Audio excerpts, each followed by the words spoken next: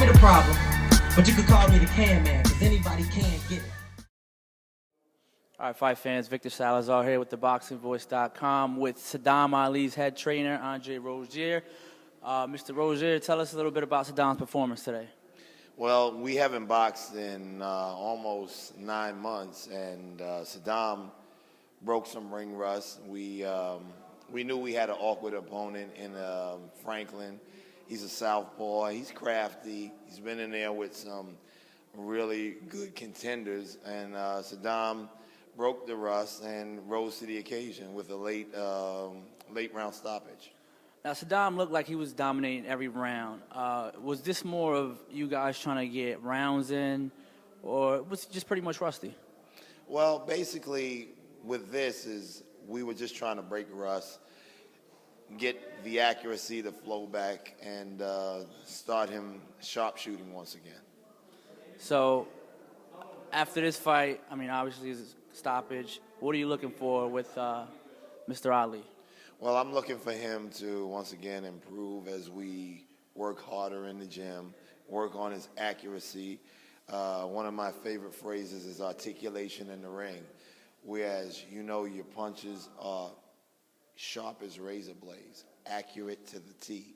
And I'd like him to utilize his jab, be a little bit more balanced, things that we'll work on and he'll improve in.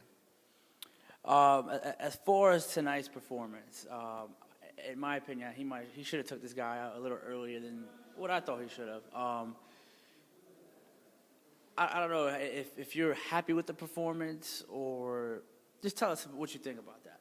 Well, once again, consistency is the best teacher in boxing.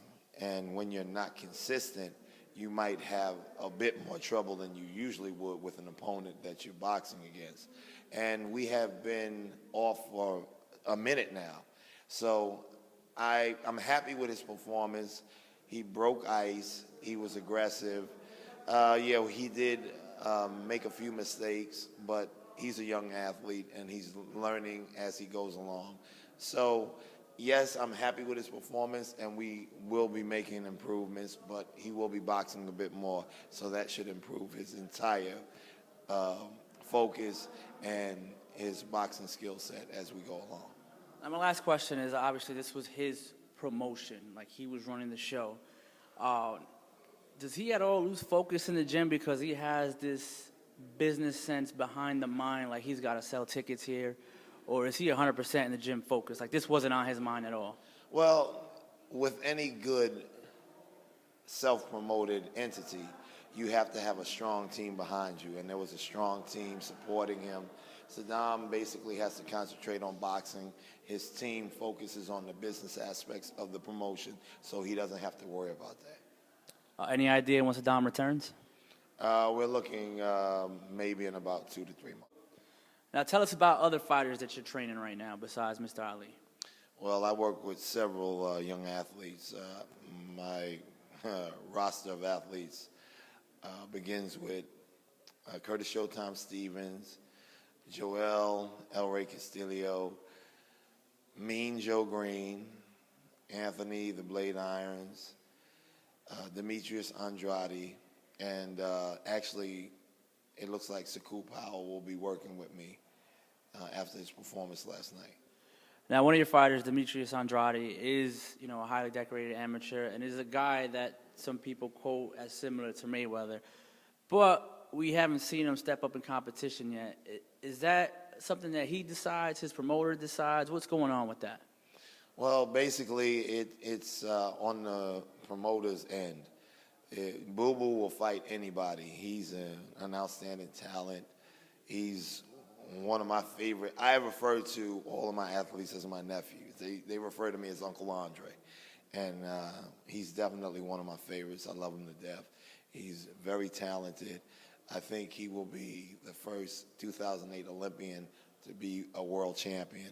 So with that being said, his promotion team needs to pick up their pace, and they need to work a lot harder to realize the potential of his stardom. If they don't, they'll be losing, not him, because he will always be a star.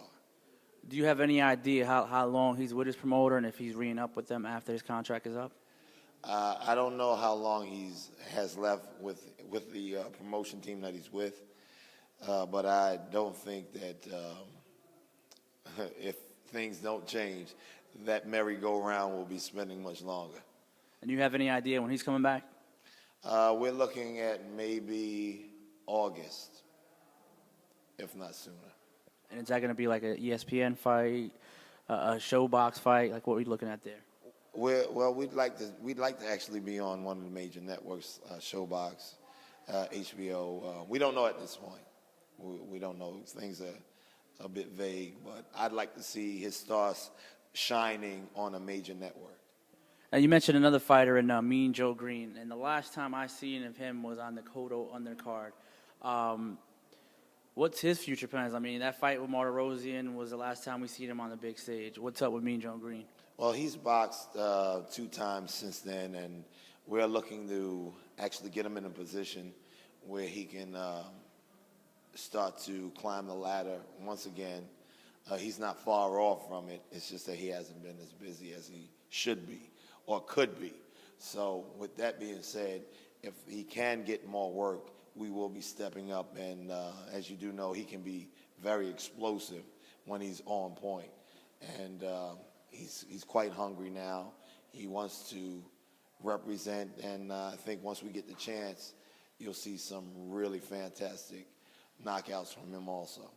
And you also mentioned that after the fight yesterday with Saku Powell, that he's also going to be under your tutelage. How did that come about? Well, Saku has been a part of my little farm family for a very long time. Although I hadn't trained him directly, it's always a network that is closely knit. And yesterday I worked his corner, and I don't know if you saw the bout. Yeah, we were there live, actually. Okay, that's great. He started off very well. The game plan was for him to dictate policy from the center of the ring, where he was doing a phenomenal job. But he fell away from the game plan only because it was hard for him to follow it because he hadn't practiced the game plan. But nonetheless, I'm very proud of him. I still think he has a lot to give. He just needs to be redirected. He needs to be sharpened up and know that the people that are around him are definitely there for him, and I think he can become a world champion. So you're saying it was more of him not sticking to the game plan, or was it a little bit of both with Gabe Rosado and his pressure? Oh, it was definitely Gabe came to work, but I think it was more Saku not sticking to the game plan. He won the first 6 to 7 rounds of the bout, and then he strayed from what we had laid down ever so quickly in the back of the casino. So if he would have stayed with the plan, regardless of what Gabe was doing, I think he would have become victorious in the bout. Well, Mr. Rozier, thank you for your time. Appreciate it once again. One more thing before we go, I'd just like you to know, June 16th at the Prudential Center, Curtis Stevens will be boxing against Marcus Upshaw on the Adamak Chambers card. So come on out. I don't really like to predict knockouts, but I'm saying come and see some explosive power being displayed. And he's on point, and he's looking to really tear up the middleweight division now. He's no longer super middleweight. He's boxing at 160, but he's exploding like he is a light heavyweight. So come on out. It's going to be a great time, and I'm looking forward to everyone seeing the new Curtis Stevens. There you have it, fight fans. Come out to Newark. Mr. Rozier will be there. Boxing Voice will be there. Victor Salazar signing off. Ferocious, I want your heart. I want to eat his children. Praise be to Allah. Incredible. You never give me a fair shake. HBO needs to fire you. You don't know shit about boxing. You ain't shit. You're not shit. I wish I was 50 years younger and I'd kick